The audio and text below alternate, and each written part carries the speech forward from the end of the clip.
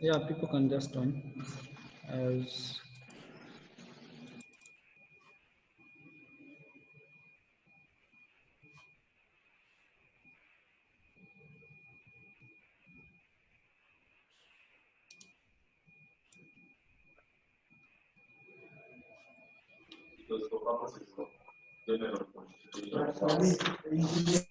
But this one was a technical inspection. Jenny and Nelson, please switch off your microphone. Switch off, switch off. don't worry, I've done it for him.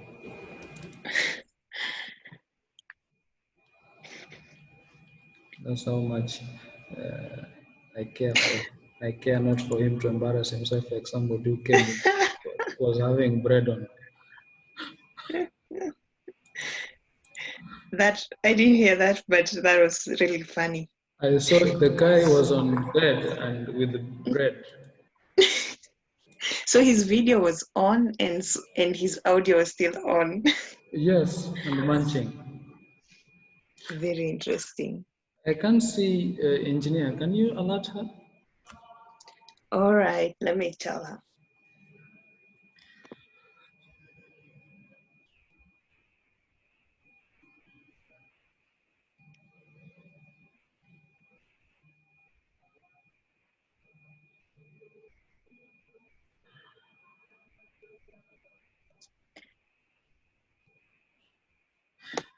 Who is this using Oppo? Oppo, your microphone is not there at all. So I don't know how you will be able to ask questions. If you are using the phone or tablet, kindly check your settings.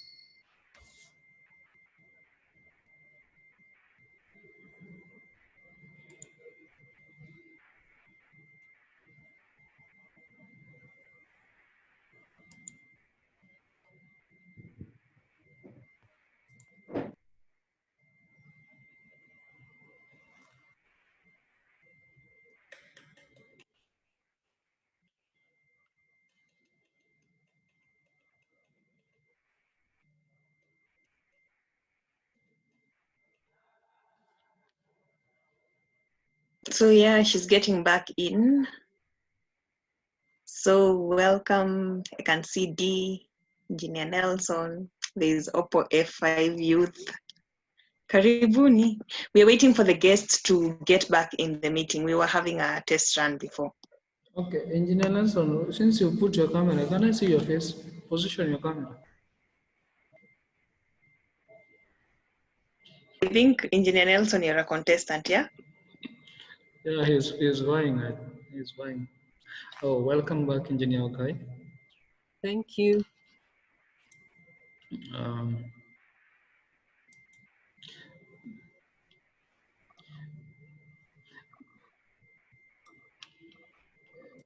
Let's stop this guy.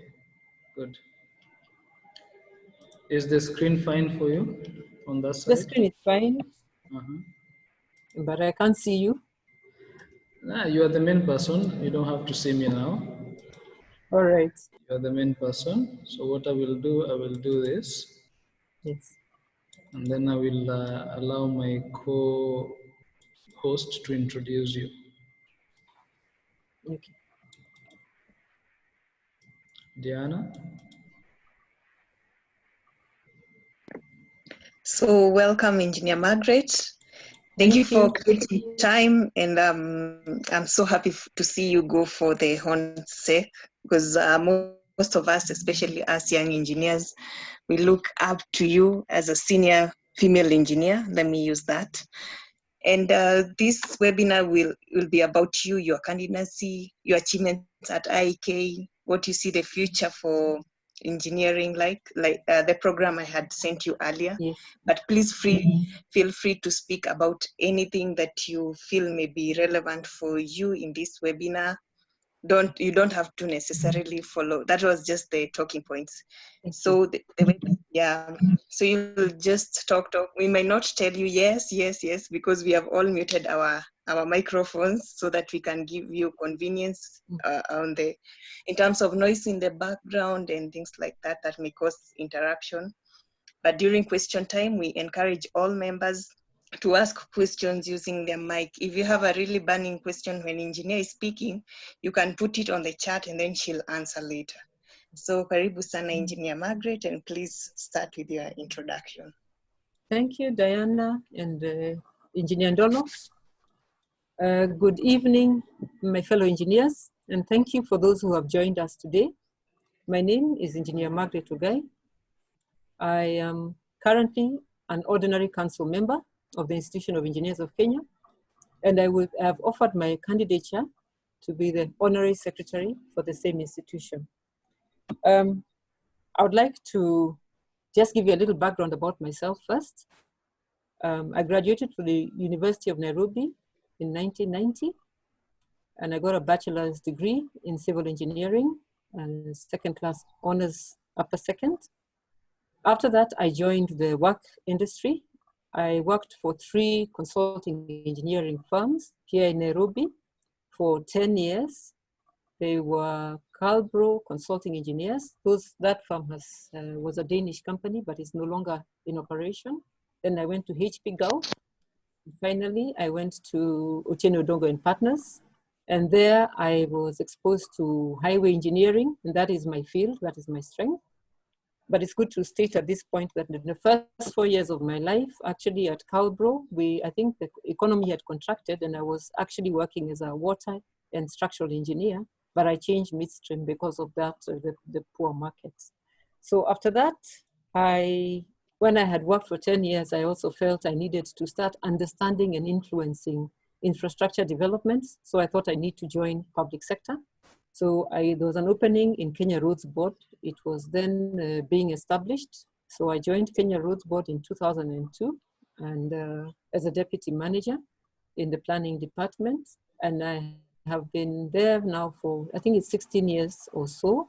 I have risen and I'm through the ranks to a manager, and I was recently promoted to be a general manager for planning and programming at Kenya Roads Board. And what we do is that we have the fuel levy, which is used for funding maintenance programs, and we coordinate those maintenance programs in my department. I think that gives you an idea about myself and my background as an engineer. I would like then to move on to my activities with the IEK. Since my student days, actually, I used to be fairly active in IEK matters. I used to attend their conferences. And when I graduated, I continued attending their conferences, but I can also, I also identify with many graduate engineers who there's a bit of apathy about what IEK was about. So I wasn't very active apart from attending conferences. But in 2014, we managed to launch the Women Engineers chapter. And the chairperson at that time was Engineer Rosemary Kungo. So she encouraged me and I joined IEK, the chapter. And we were generally just, sorry? Hello? Engineer, just continue. Okay, good. So through that, we did a lot of mentorship for women engineers, ladies. And we even went to high schools. And I got interested in IEK from that time on. Then in 2016, I also joined the functions committee. Again, I was involved in very many of the functions that were organized then. And basically mentoring the younger engineers. Then in 2018, I was elected to be an ordinary council member. And I think that's the time I think there was a rallying call about improving the services of the institution. So we had a lot of, I think the team that came in, we had a lot of work on our hands. I took up quite a number of roles, which was quite heavy. I was the vice chairperson for the strategic planning committee, vice chairperson also for the functions committee. I was the chairperson for the women engineers chapter. I also took up the role to be in the professional review boards for the civil panel. And I think there is one more role, but I've forgotten. So in all of that, I think we've contributed quite a lot. As council members, we meet regularly and we try to discuss issues of benefit for the institution. Quickly, I'll also give you now some of the achievements that I feel we're proud of. In the last 2 years, I think there's some noise in the background. Gitonga, you are supposed to be joining on mute, please, so that you don't interfere, please. Okay. Nancy So Abira, you are supposed to. Just a minute, engineer. okay. Let me- Shall I continue? Just a Okay. minute. All right, continue. Thank you. So I was saying, I think it's good to also list out our achievements, because I think earlier on I was discussing with Engineer Ndolo, and we need to demonstrate what we've done. I think when we joined the institute, the council, we found that the capacity of our secretariat was low. So we went about and recruited a CEO. And I think the CEO we have today is very capable.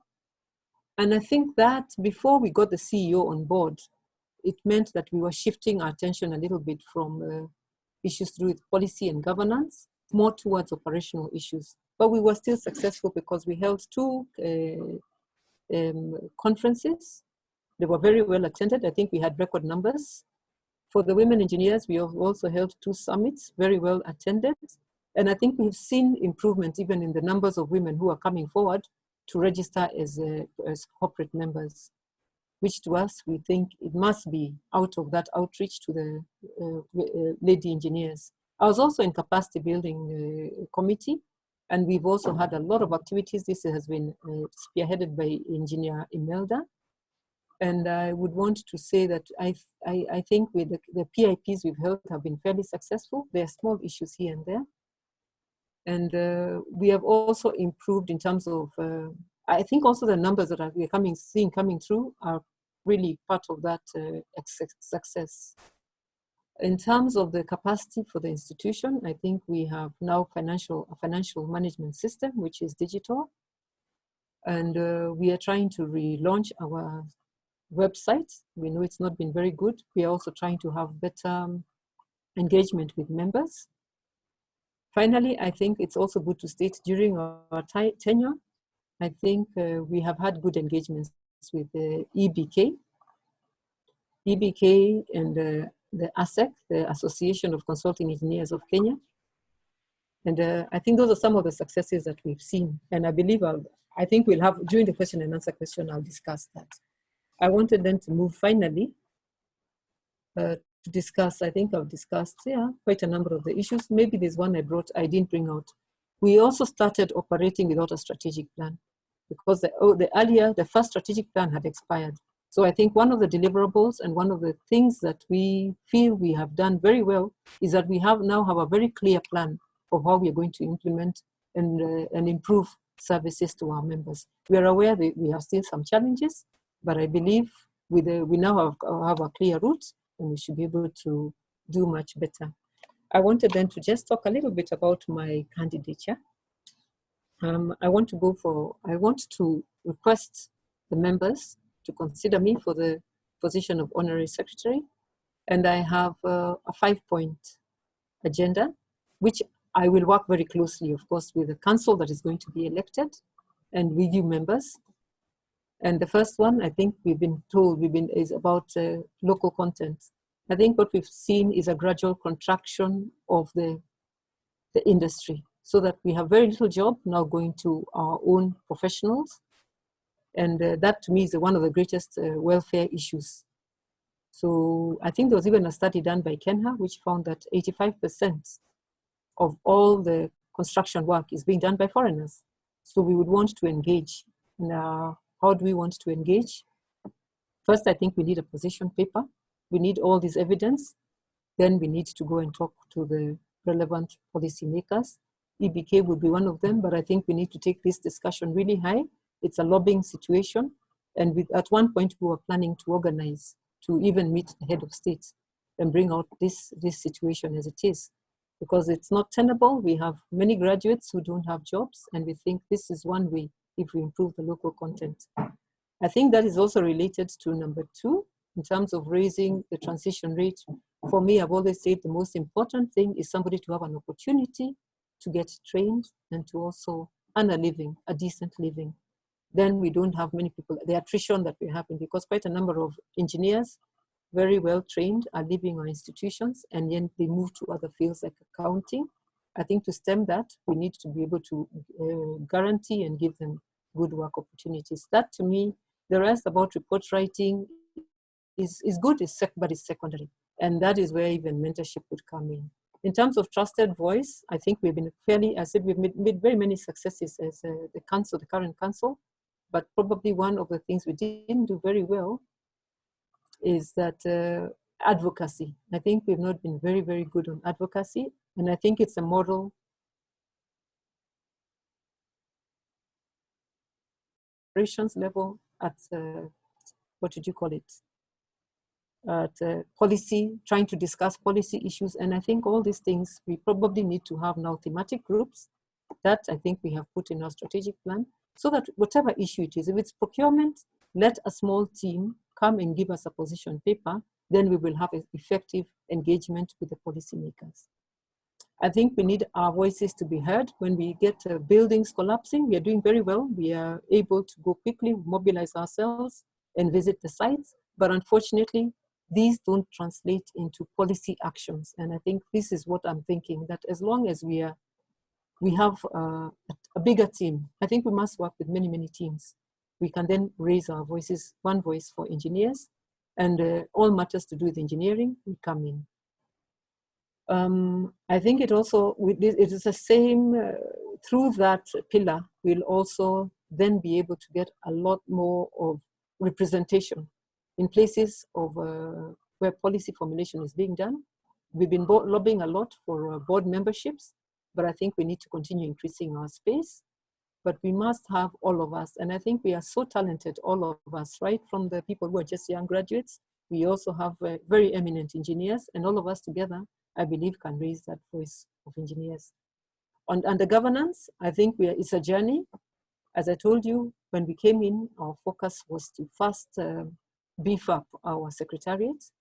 It's not quite where we want it to be. Under the strategic plan, we have far more competencies that we require on the secretariat, so that they're able to effectively support the board in making its decisions.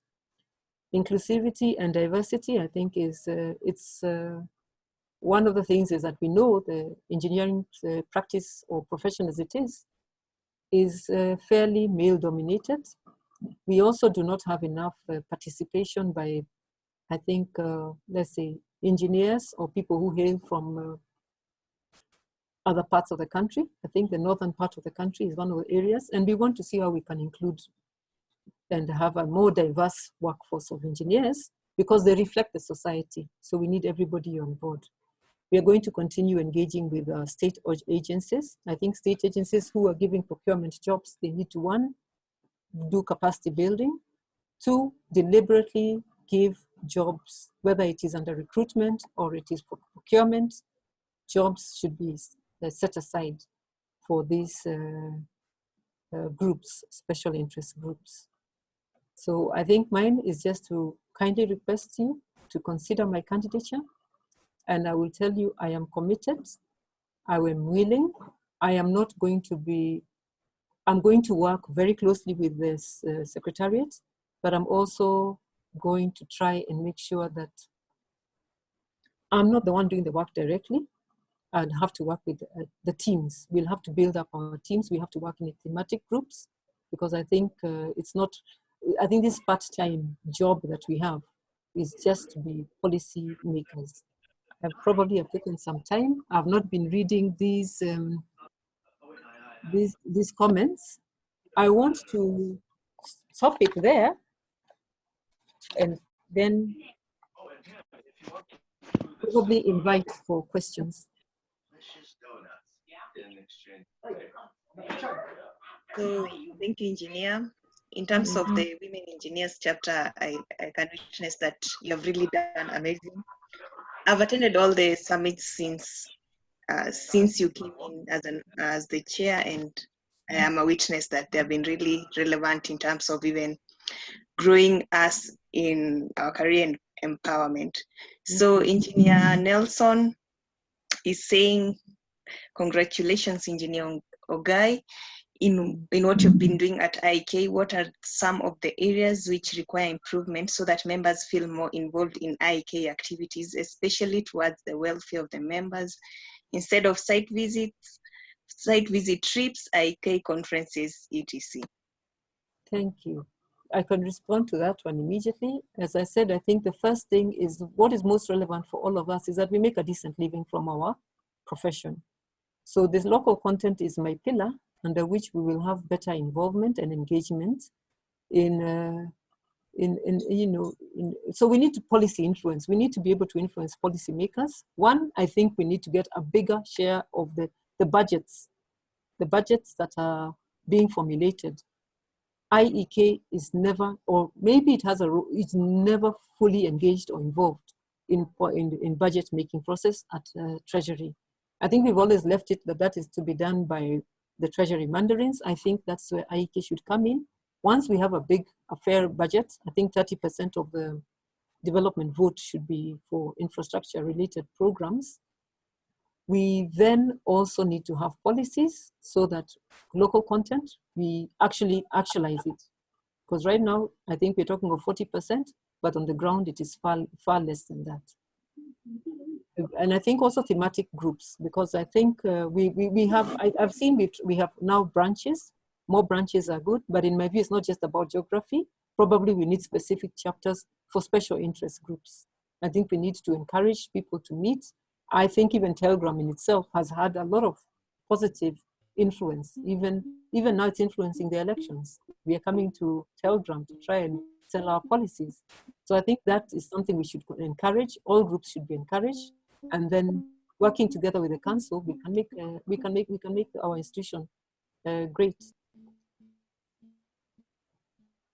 Okay, Engineer Nancy Abira, I saw you had raised your hand. Please go ahead.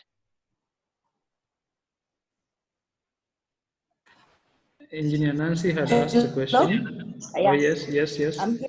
Hello, Engineer Margaret OGAI. How are you? Fine. I'm really interested, especially in resource mobilization. The last council, because you're a member of the last council, what were the greatest sources of resources that we have? And in the strategy, it's actually been highlighted that inadequate resource is one of the drawbacks of the implementation of the strategy. How do you propose we go about this? What are the new avenues of resources you can get, and how can we leverage on the existing? Good. Thank you so much, Nancy. Actually, out of the strategic plan recognized, as you've said, that was the fourth pillar. We need to improve on our resource mobilization because we cannot be able to sustain an effective secretariat to do, whether it is research, policy research, we need to have money.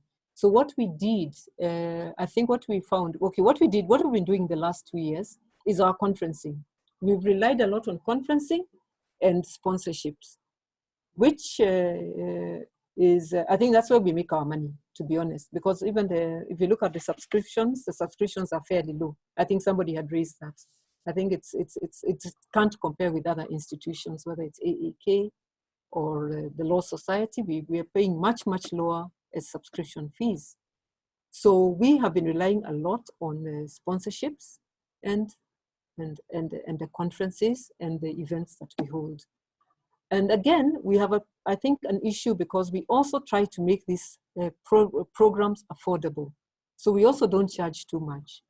So we increased our revenues to 80 million last year, which was good, but I think it's not enough to sustain all that we are saying we are going to do.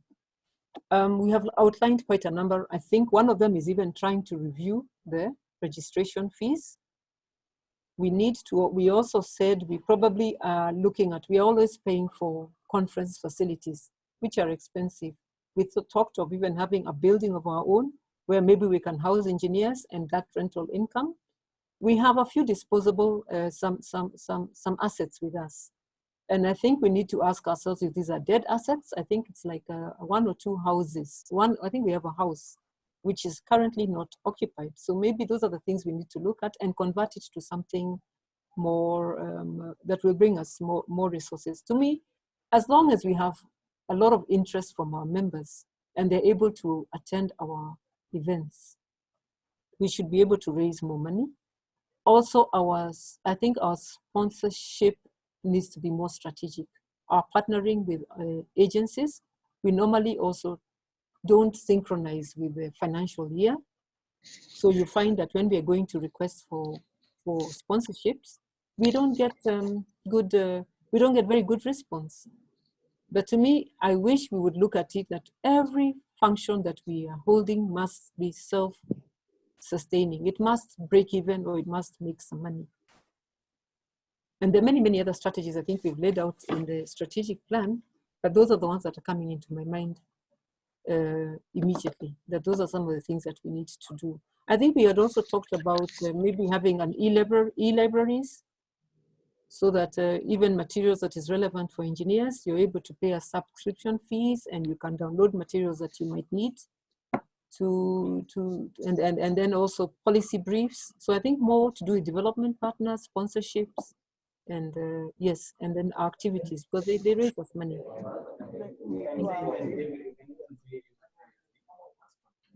Thank you. I think I've answered the questions. So anyone with a question can go ahead and unmute your mic and just ask. Question, comment, compliment. Yeah.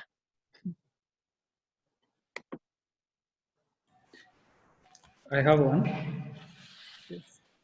Now, you are a civil engineer and we have been having buildings collapsing. I Yes. think if I remember correctly, there was another one that collapsed not very long time ago, somewhere in Kakamega. Yeah. And we have been having the engineers not commenting. Why is it so hard that we are now being put in a place, we are being placed with quacks because we are not talking. Quantity surveyors are coming to talk, architects are coming to talk, yet it is an engineer's duty to control, to design, and to give every information about the building. Why is it that IEK is not talking if the regulator is quiet? Thank you. Thank you for that question. Who was this? Was this maybe just to know who asked the question? I'm sorry. That's Ndolo. Ndolo, thank you. Thank you so much, Ndolo. I think maybe we have been commenting.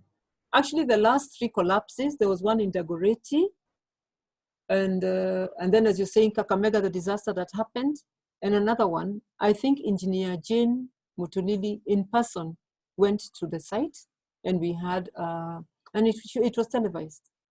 So we also, there was a gap. To be honest, we were looking like we are not part of society, but that has changed. So I think we try to have our presence, and we went and we made an observation about the inadequacy of the buildings. And what I would say to me is, we have a lot of policy gaps. How are buildings being designed? That's the first part. How are they then going to the counties and getting approved? That's part 2. Part 3 is the construction standards. And generally, I think there's also been an audit that has been carried out on these buildings to check out the ones that are unsafe. I think that those are some of the areas where we need to have a much better engagement, because I think going to the site, visiting, and also issuing a statement doesn't stop the problem. The root problem is not being addressed. And as you're saying, this is a purely engineering function. So I am hoping that we shall be able to come up with policies so that it's only an engineer who can do any of the 4 stages. Whether it is design, we must know who is this person who has designed. Approval, we also need to build up county government capacity, because maybe the people who are also passing these buildings, we are not so sure about the capacities. Maybe in Nairobi we have, but probably out there we don't have. Again, with construction, yes, we have NCA, and they should, and I think they are trying to do what they can, but I think us as a membership body needs to continue putting these regulatory bodies to account. And that is by coming up and telling you, these are the policies we need. I think that's how I would see it. So given an opportunity to be the honorary secretary for the society, what measures will you put in place such that when such disasters, if it happens, because we have a situation whereby there are buildings that have been designed with, by quarks, and they are bound to fall anytime, and we know that. Now, there's a situation whereby this will happen. If you are in the position, what are the measures you're going to put in place so that you help the public to understand the situation? The other thing is you took so many duties during the last the council that is outgoing now. What did you, were you able to achieve everything in the committees? If you didn't achieve, why were you taking so much duties? Yet you have opportunity of co-opting, even mentoring graduate engineers who can help in some of the areas. Thank you. I think I'll start with the second question. I agree those were quite a number, but I think when you have high motivation and you want to change things in all of us, I mean, how would you call it, really quickly, I was up to the task, and I believe you ask any of where I was vice chair, I was very, very active on all of those committees. What I do myself is that I wake up 1 hour earlier to give that time to the council, because I know I have 8 to 5 is with my employer, but what we were doing, and quite often the council had come up with, we were meeting at 7 o'clock. Having said that, I cannot say that they were not stretching me. I still look back and there are some areas we could have, I think had I not taken up so many duties, probably I could have done better. I was quite happy with what we achieved under the Women Engineers chapter, but I know we have not had time to be able to lock in some of the sponsorships that we had been promised, that we need to engage with some certain sponsors, some agencies, so that we can roll out mentorship programs to high schools throughout the country. We have the document ready, but we've actually not had time to go. That, I think, is a question of also being a little bit overstretched. And I think going forward, what is important to me is what goes forward. Is that, as I said, I think we want to strengthen our secretariat, because the operational issues should be dealt with at the secretariat. Ours probably is just to make decisions about governance decisions about what budgets we're raising, sponsorships, and that is where I would want to. And then, as you say, as you've suggested, probably we need to also, I need to work with far more teams, and I think very many people are willing. That I have seen coming through. We had a very good, I think, engagement in the capacity building. We had Engineer Marambi, we had Engineer, she's not the CEO, Engineer Linda, and we were able to work with them, and they were able to help us deliver some of what we did. So there were small gaps here and there. I think that is human. That is human, and we are learning. And we are learning also not to take on too many jobs. But I can tell you it was that high motivation that we needed to make a lot of changes in the way the institution was being run. Going to question 1, is that okay? Engineer, can I move on to question 1? Yes. Go to the next one. The designing by quarks. As I said, I think ultimately it is about, we need some policy interventions. And I keep going back to policy, because in the first place, how do you have a building being designed which is not designed by an engineer? In the practice, I think very well in the documents it's written, but what is happening in implementation is very different. My view is, 1, we said we would have rapid response teams. That we still need to continue having, but the teams need to be wider. We need to have more of the structural engineers, experts there. We need to pressure, I think, the ministry who have a report, they're supposed to do buildings audit. I think we need to continue to engage that is done, so that buildings that are unsafe, unfortunately, have to be vacated and brought down, because we can't lose more lives needlessly of Kenyans. I also feel that I get surprised that when we look at the board of construction stage, I think we have the NCA at approval number, but I think we need to have the engineer and the architects, their registration number also displayed on the signboard, so that I think it makes it much easier for anybody, any member of public, to check exactly whether this building, who is designing it, who is supervising it. I think that with the many other measures, I believe we should be able to save lives of Kenyans and improve on the quality of our buildings that we have today. Question. Abdi? I would like to ask Engineer Margaret OGAI, and I know she's a very progressive leader, and I would like to ask her just one question. Engineer, during your term as a council member in 2018 to 2020, you guys as the council members, you failed to secure and protect the interests of members when it comes to the raise of fees. What did you do as an individual to ensure that members' welfare is protected? And in case of there's any legislation that needs to be looked at as a council, what did you do at that time? And how did it happen that our fees were raised without good consultation of with the members? Thank you so much, Abdi. I appreciate that question, and I was anticipating it. I think it's unfortunate, as you say, that I think if we raise fees, we expect commensurate services to also improve. So I actually also engaged Engineer Grace from the EBK 2 days ago, and she advised me that they had to raise fees because of the dockets and the mandate that they're trying to execute. They need money to do that. Having said that, IEK, and I asked her, what was the process that you used to get these new fees coming on board? And she told me it went through the usual stakeholder engagements, that you had to have a workshop. The rules were drafted and they were presented to a stakeholders workshop.